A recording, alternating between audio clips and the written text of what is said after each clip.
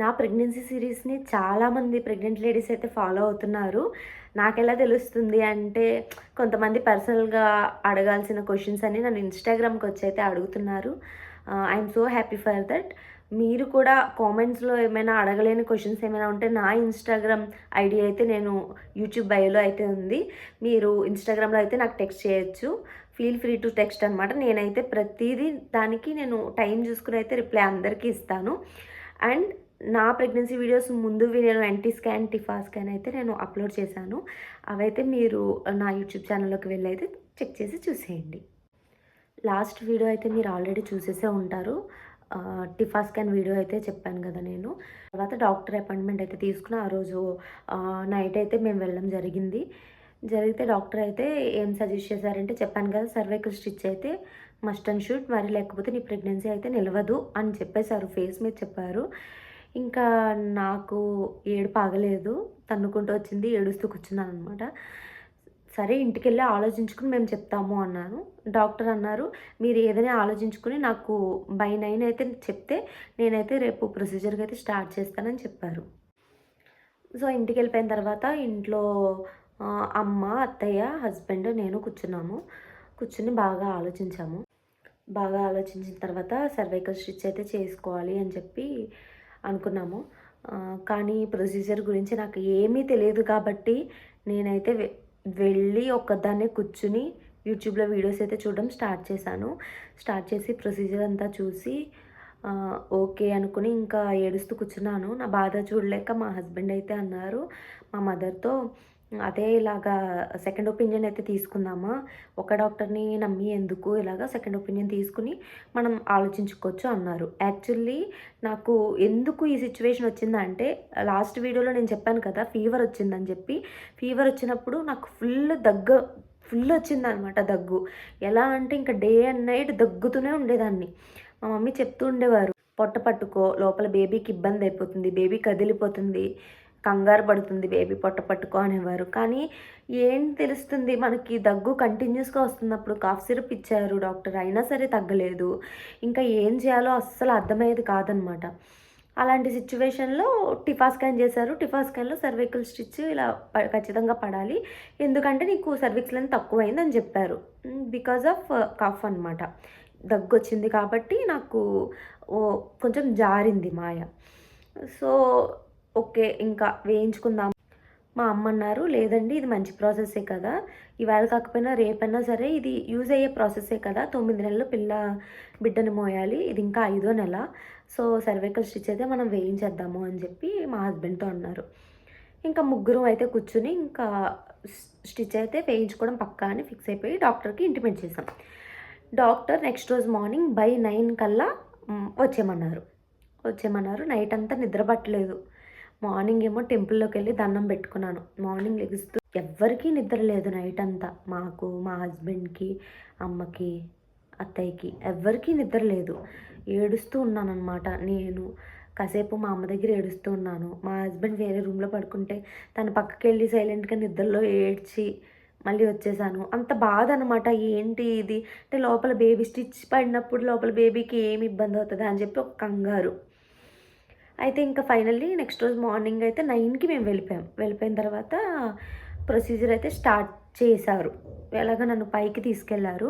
పైకి తీసుకెళ్ళి ఒక చిన్న రియాక్షన్ ఇచ్చారనమాట. ఒక ఇంజెక్షన్ రియాక్షన్ ఇచ్చారు.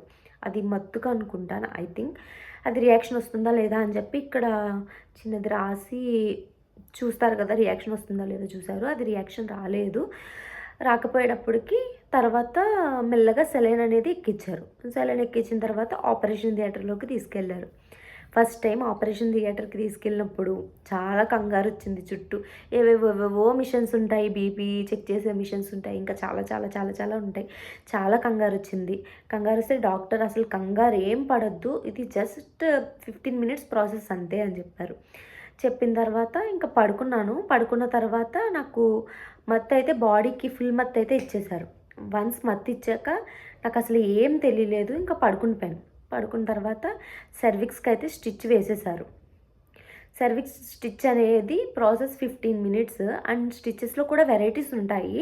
నాకైతే మెక్డానల్డ్స్ స్టిచ్ చేశారనమాట. Shirodkar and McDonald's stitch 2 varieties అయితే ఉంటాయి. నాకు బేసిక్ కాబట్టి స్టార్టింగ్ ఫస్ట్ ప్రెగ్నెన్సీ కాబట్టి నాకు మెక్డానల్డ్స్ స్టిచ్ వేశారంట. అదే 2-3 మిస్క్యారేజెస్ అయ్యి ఉంటే కనుక శిరోద్కర్ వేసి ఉండేవారు అనుకుంటా. ఓకే, నాకైతే మెక్డానల్డ్స్ వేశారు. అయిపోయింది, ప్రాసెస్ అయిపోయింది. ఫుల్ మత్తు నాకు మళ్ళీ నేను కాన్షియస్లో రావడానికి మళ్ళీ ఒక 15 మినిట్స్ వచ్చింది. ఇలా తూగుతూ ఉన్నాను. మాటలు అయితే వినిపిస్తూ ఉన్నాయి కొన్ని. తర్వాత మా హస్బెండ్, మా మదర్ అయితే వచ్చారు నన్ను చూసుకోవడానికి. కొంచెం నడవడం స్టార్టింగ్ కొంచెం కష్టం అనిపించింది, కానీ పర్లేదు, ఫైన్. కానీ ఇలాంటి సిచ్యువేషన్లో మాత్రం ప్రొజెస్టరాన్ ఇంజెక్షన్ మాత్రం పక్కా డాక్టర్ ఇస్తారు. ఎందుకంటే సర్విక్స్ని పట్టి ఉంచడానికి ప్రొజెస్టరాన్ అనేది మన బాడీలో చాలా ఇంపార్టెంట్. నాకైతే ప్రొజెస్టరాన్ ట్యాబ్లెట్స్ అయితే ఫస్ట్ ప్రెగ్నెన్సీ స్టార్టింగ్ నుంచి ఇస్తున్నారని చెప్పాను కదా. తర్వాత ప్రొజెస్టరాన్ ఇంజెక్షన్ కూడా ఇంజెక్ట్ చేయడం స్టార్ట్ చేశారు.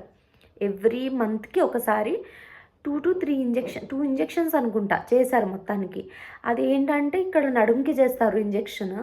చాలా పెయిన్ వస్తుందన్నమాట. 2-3 డేస్ అయితే వాపు గట్టిగా ఉంటుంది. మనని కూల్ ప్యాక్ అయితే పెట్టుకోమంటారు డాక్టర్.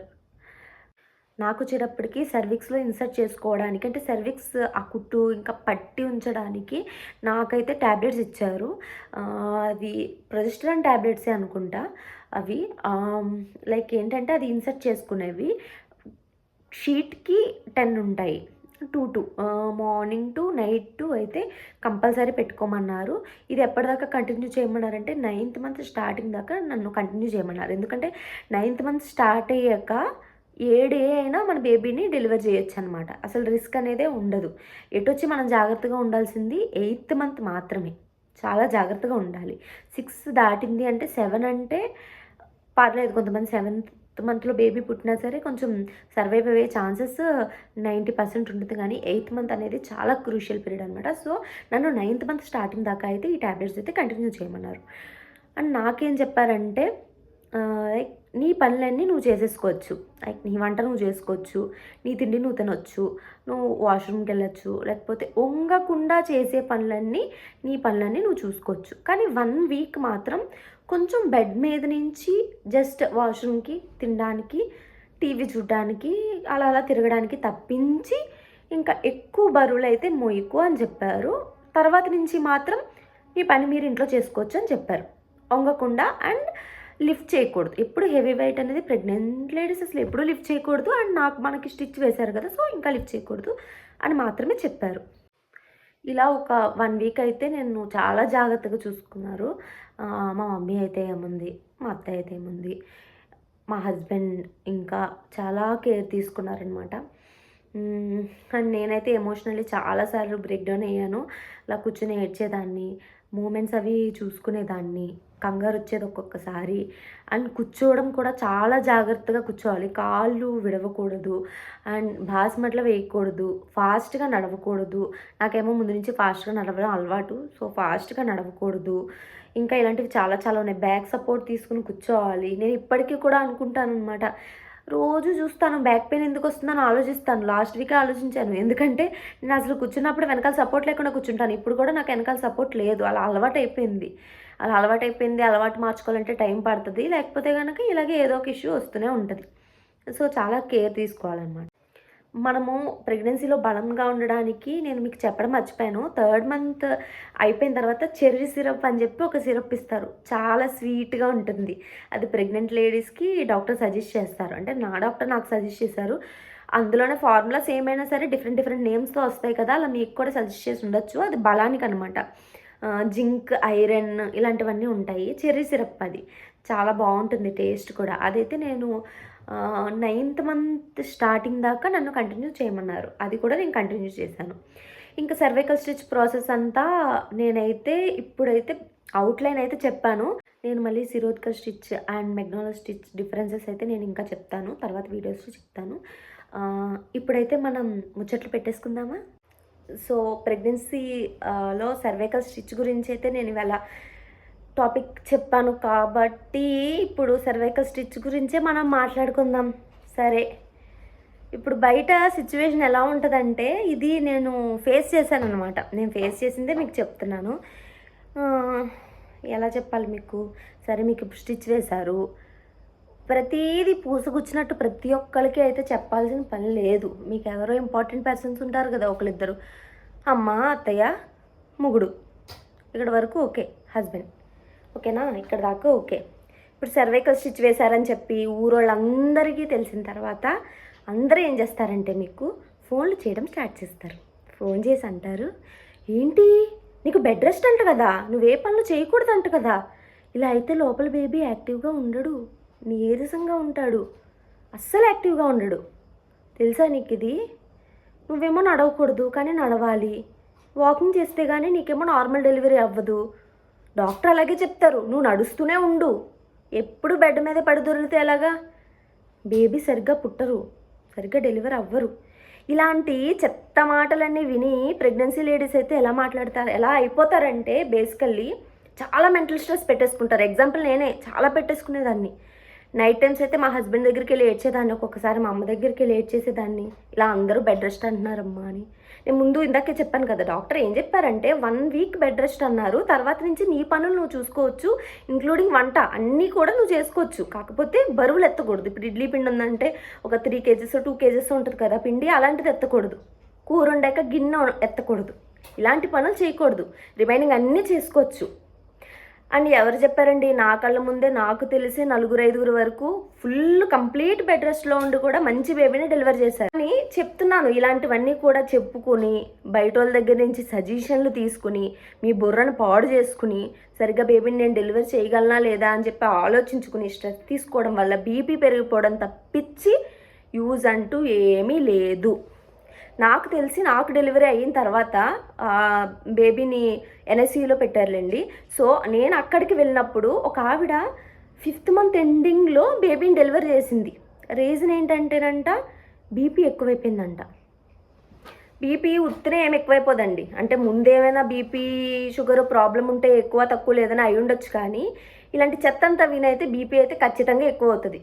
సో మీకు మీ బేబీకే నష్టం. బయట ఇలాంటి చెత్త మాటలు విని పట్టించుకుని బుర్రకు ఎక్కించుకుని మాత్రం ఉండకండి. వీలైనంత వరకు మొబైల్లో మంచి కాంటాక్ట్స్నే మెయింటైన్ చేయండి.